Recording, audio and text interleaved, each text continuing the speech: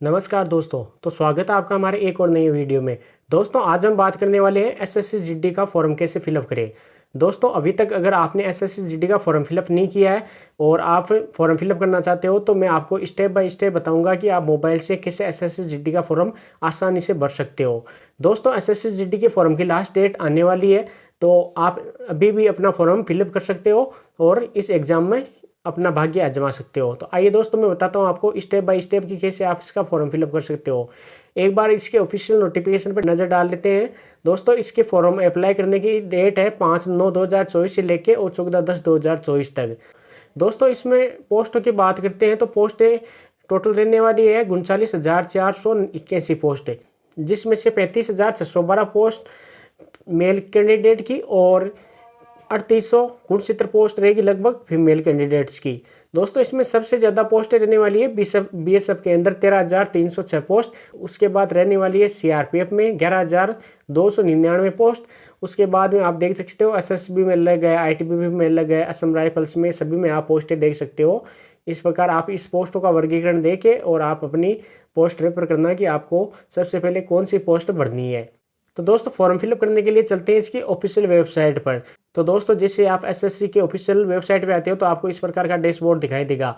आपको अपने डैशबोर्ड को स्क्रॉल करना है तो कुछ आपको नोटिस बोर्ड दिखाई देंगे। नोटिस बोर्ड के जस्ट नीचे आपको क्विक लिंक्स दिखाई देंगे। यहाँ पे आपको अप्लाई का ऑप्शन दिखाई देगा ऊपरी ऊपर, इस पर क्लिक करना है। जैसे आप अप्लाई पे क्लिक करते हो तो आपके सामने आ जाएगा कांस्टेबल जीडी का फॉर्म ओपन करने का लिंक आ जाएगा। तो दोस्तों यहाँ पे आपको साइड में अप्लाई का लिखा हुआ ऑप्शन दिखाई दे रहा होगा, यहाँ पे आपको क्लिक करना है। जैसे आप अप्लाई पे क्लिक करोगे तो आपके सामने आ जाएगा दोस्तों कि लॉगिन अकाउंट और क्रिएट अकाउंट का ऑप्शन आ जाएगा। अगर आपने पहले कोई एसएससी का फॉर्म भराया, चाहे एसएससी एमटीएस हो, एसएससी सीजीएल हो या एसएससी जीडी हो, या पिछली बार आपने एसएससी जीडी का फॉर्म फिलअप किया तो आपके पास एक रजिस्ट्रेशन नंबर होगा और उसका पासवर्ड होगा, वो यहाँ पे आप डाल के और लॉगिन कर सकते हो। अगर आपने फर्स्ट टाइम आप अपना फॉर्म भर रहे हो तो आपको रजिस्टर नाउ पे क्लिक करना है और यहाँ से आप अपना अकाउंट क्रिएट कर सकते हो। जैसे आप रजिस्टर नाउ पे क्लिक करोगे तो आपके सामने इस प्रकार का स्पेस दिखाई देगा, यहाँ पे आपको कंटिन्यू पे क्लिक करना है। जैसे कंटिन्यू पे क्लिक करोगे तो आपको सबसे पहले आपके पास आधार कार्ड है, अगर है तो यस, अन्यथा नो, तो आपको यस कर देना है। फिर आधार नंबर डाल देना है, फिर वेरीफाई आधार कार्ड कर देना है। उसके बाद में आपको आइडेंटिटी टाइप लगाना है कि आपके पास क्या आइडेंटिटी है, जैसे आधार कार्ड है या ड्राइविंग लाइसेंस है, पैन कार्ड है, तो वो लगाना है। फिर आइडेंटिटी कार्ड का नंबर लगाना है, कैंडिडेट नेम लगाना है 10वीं की मार्कशीट के अनुसार। फिर आपको वेरीफाई करना है अपना कैंडिडेट नेम 10वीं की मार्कशीट के आधार पर। फिर आपने क्या नाम चेंज किया, अगर नाम चेंज किया तो यस, अन्यथा नो करना है। अगर नेम चेंज किया तो आपका न्यू नेम क्या है और ओल्ड नेम क्या है तो आपको वो भी डालना है। फिर आपको जेंडर डालना है, फिर वेरीफाई जेंडर करना है। फिर आपको डेट ऑफ बर्थ डालनी है, फिर वापस आपको वेरीफाई डेट ऑफ बर्थ करनी है। फिर फादर्स नेम, फिर वेरीफाई फादर्स नेम करना है आपको, mother's name, verify mother's name, 10वीं की मार्कशीट डालनी है आपको और उसको 10वीं की मार्कशीट को वेरीफाई करना है। फिर रोल नंबर डालना है। फिर दोस्तों पासिंग ईयर डालना है 10वीं क्लास का, फिर वापस पासिंग ईयर डालना है। फिर हाई लेवल एजुकेशन यानी आपने 12th कर रखी है या ग्रेजुएशन, उसकी मार्कशीट डाल के आपको वेरीफाई करना है। फिर कैंडिडेट के मोबाइल नंबर डालने हैं, फिर कैंडिडेट की ईमेल डालनी है आपको। इस प्रकार आप सेव एंड नेक्स्ट पे क्लिक करोगे तो आपके सामने ओपन हो जाएगी आपकी पासवर्ड करेक्शन। इसके बाद में आपको पासवर्ड कर लेना है, फिर एडिशनल डिटेल्स जाके और डिक्लेरेशन पर क्लिक करके और आप यहाँ से अकाउंट बना सकते हो। तो दोस्तों मेरा पहले से अकाउंट बना हुआ है, तो चल तो मैं वापस लॉगिन पे क्लिक करता हूँ और वहाँ से लॉगिन करता हूँ। तो दोस्तों आपको यहाँ पे रजिस्ट्रेशन नंबर, पासवर्ड और कैप्चा डाल के और लॉगिन करना है। जैसे आप यूजर नेम मतलब कि आपकी रजिस्ट्रेशन नंबर, पासवर्ड और कैप्चा डाल के आप लॉगिन पर क्लिक करते हो तो लॉगिन पर क्लिक करते हैं आपके सामने इस प्रकार का डैशबोर्ड दिखाई देता है। दोस्तों यहाँ पे आपकी पर्सनल डिटेल्स आ जाएगी जो कि OTR के माध्यम से आपको ऑटोमेटिक यहाँ पे आपको फिलअप दिखाई देगी।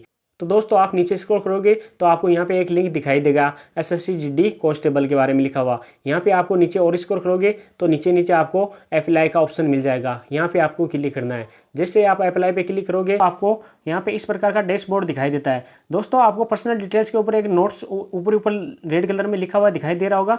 यहाँ पे लिखा हुआ है दोस्तों कि 1 से 18 तक will be filled automatically from your one time registration phase which your non editable, मतलब कि आपकी जो भी 1 से लेकर 18 कॉलम तक जो भी डिटेल है वो ऑटोमेटिकली आपके वन टाइम रजिस्ट्रेशन से फिलअप कर दी गई है, यहाँ आप उसे एडिट नहीं कर सकते हो। तो दोस्तों ऊपर ऊपर एक नंबर पे आ गई कैंडिडेट नेम, आपका नेम आ गया, फिर आपका न्यू नेम अगर चेंज है तो न्यू नेम डालना है, अन्यथा कोई ज़रूरी नहीं है। फिर फादर्स नेम आ गया, मदर्स नेम आ गई, डेट ऑफ बर्थ आ गई, आपकी एज आ गई, आपका जेंडर आ गया, आपकी कैटेगरी आएगी। और दोस्तों यहाँ पे आ गई आप विकलांग हो या नहीं, और आपकी नेशनलिटी आ गई, और आपका एक विजुअल मार्क आइडेंटिफिकेशन, और 10वीं की मार्कशीट, 10वीं की मार्कशीट की आपने किस ईयर पास किया वो, आपके 10वीं मार्कशीट के रोल नंबर, और आपका परमानेंट एड्रेस, आपका स्टेट, डिस्ट्रिक्ट, पिन कोड और आपका एड्रेस। इस प्रकार आपकी पूरी डिटेल है 1 से लेकर और 18 तक, वो ऑटोमेटिक फिलअप है, इसमें कोई भी एडिट नहीं कर सकते क्योंकि ये नॉट एडिटेबल है, आपकी OTR के माध्यम से फेच कर ली गई है। अब दोस्तों नेक्स्ट पे क्लिक करते हैं। जैसे नेक्स्ट पे क्लिक करते हैं तो आपके पास एक मैसेज आता है कि आपको personal details was save successfully, तो आपको यहाँ पे नेक्स्ट पे क्लिक कर देना है। जैसे नेक्स्ट पे क्लिक करते हो तो आपके सामने आ जाती है एडिशनल इन्फॉर्मेशन, जैसे आपकी हायर एजुकेशन क्या है, आपकी क्वालिफिकेशन के अंदर आपको कौन सी मार्कशीट लगा रखी है आपने, तो आपकी 10th की मार्कशीट यहाँ पे शो होगी, आपने किस ईयर में पास किया आपको उसको डेट दिखाएगी, कौन से बोर्ड से आपने पास किया वो दिखाएगा, यहाँ पे आपके बोर्ड का नाम बताएगा, आपके रोल नंबर बताएगी। और दोस्तों यहाँ पे देखो नीचे आपको दिखाई देगा एक तो परसेंटेज और एक CGPA। अगर आपने परसेंटेज फिलअप किया है तो CGPA शो नहीं होगा, और अगर CGPA फिलअप किया है तो आपको परसेंटेज शो नहीं होगा। तो इस प्रकार आपको दोनों में से एक शो होने वाला है। CGPA दोस्तों अभी कोरोना काल में आया था, पहले CGPA नहीं था, तो इस प्रकार आपको दोनों में से एक फिलअप कर देना है। फिर जैसे आप सेव नेक्स्ट पे क्लिक करोगे तो आपके सेव नेक्स्ट में मैसेज आएगा कि आपकी एजुकेशनल डिटेल है वो सेव सक्सेसफुली हो गई, तो आपको ओके पे क्लिक करना है। जैसे ओके पे क्लिक करोगे तो आपके सामने आ जाएगा कुछ एडिशनल इन्फॉर्मेशन, जैसे आप एक्स सर्विस मैन हो अगर हो तो यस, अन्यथा नो करनी है। क्या आप एज में रिलेक्शन चाहते हो, अगर चाहते हो तो यस करना, अन्यथा नो। फिर नीचे आ जाएगा आपको एक इन्फॉर्मेशन और है जो या आप अगर लागू होती है तो यस, अन्यथा नो कर देना, तो आपको इसमें नो ही करना है। फिर आपको सेव एंड नेक्स्ट पे क्लिक करना है। जैसे आप सेव नेक्स्ट पे क्लिक करते हो तो आपके सामने आ जाएगी आपकी एडिशनल इन्फॉर्मेशन सेकंड आती है। यहाँ पे आपको एडिशनल इन्फॉर्मेशन सेकंड के अंदर आपको एग्जाम सेंटर चॉइस करने हैं। जैसे आपको 3 एग्जाम सेंटर बताने हैं कि आप कहाँ कहाँ पे एग्जाम देना चाहते हो, तो आपको 1 नंबर पे जैसे परफॉर्म 1 नंबर आ गया अजमेर भर दिया मैंने, 2 नंबर पर बीकानेर भर दिया, 3 नंबर पर जयपुर भर दिया, तो आपको 3 एग्जाम सेंटर बताने हैं कि आप एग्जाम कहाँ देना चाहते हो। उसके बाद में आ जाएगा कि आपको किस मीडियम में आप एग्जाम देना चाहते हो, कंप्यूटर बेस्ड एग्जाम में वो किस मीडियम में देना चाहते हो, तो मैं यहाँ पे हिंदी सेलेक्ट कर देता हूँ। फिर आपको वापस वेरीफाई मांगेगा कि आप वास्तव में हिंदी में देना चाहते हो, तो आपको वापस यहाँ पे वेरीफाई करना है और आपको हिंदी सेलेक्ट करना है। उसके बाद में आ जाएगा कि क्या आपके पास NCC सर्टिफिकेट है, अगर है सर्टिफिकेट तो यस करने, अन्यथा आपको नो करना है। फिर आ जाएगा कि क्या आपके पास कोई स्पोर्ट कोटा है या आपने कोई स्पोर्ट सर्टिफिकेट है, तो आपको है तो यस करने, अन्यथा नो कर देना है। अब आपको यहाँ पे अपना स्टेट सेलेक्ट करना है कि आप किस स्टेट या UT से हो, तो आपको यहाँ पे स्टेट सेलेक्ट कर लेना है। जैसे मैं राजस्थान से हूँ तो यहाँ पे मैंने राजस्थान सेलेक्ट कर लिया।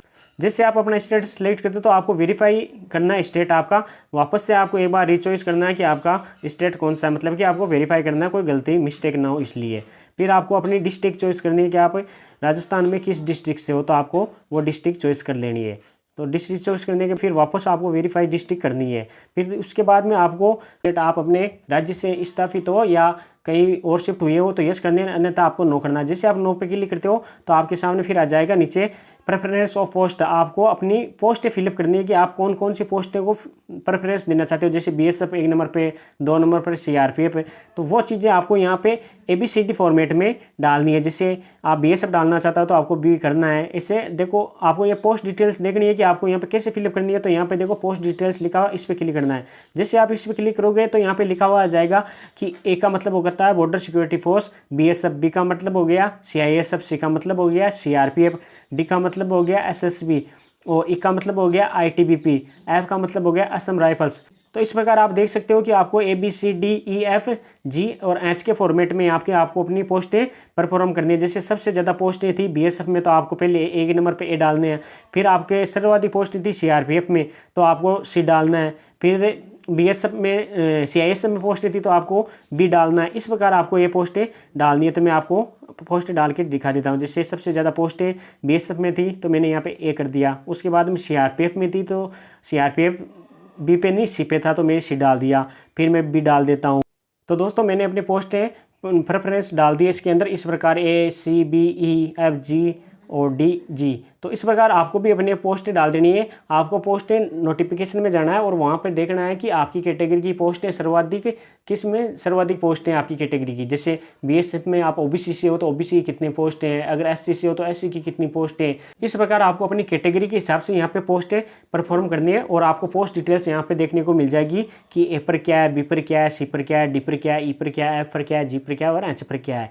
तो आप ये कोड डाल सकते हो। जैसे आप अपनी पोस्टें यहाँ पे डाल देते हो तो आपको सेव नेक्स्ट पे क्लिक करना है।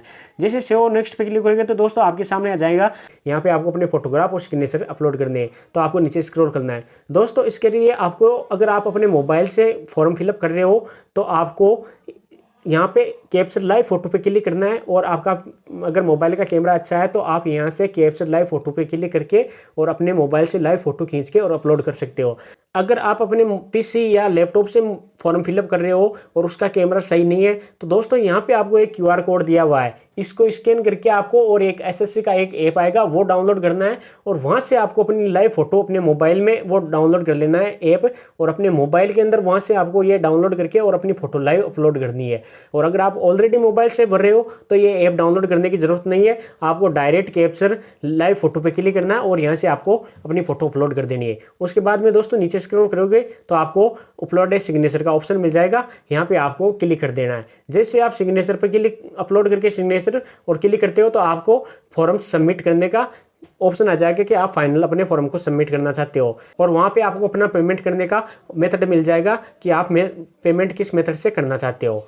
इस प्रकार दोस्तों आप अपनी पूरी डिटेल्स सबमिट करके और आसानी से अपना फॉर्म फिलअप कर सकते हो। तो दोस्तों वीडियो कैसा लगा हो, अगर अच्छा लगा हो तो लाइक करें, शेयर करें एंड चैनल को सब्सक्राइब करें। जय हिंद, जय भारत।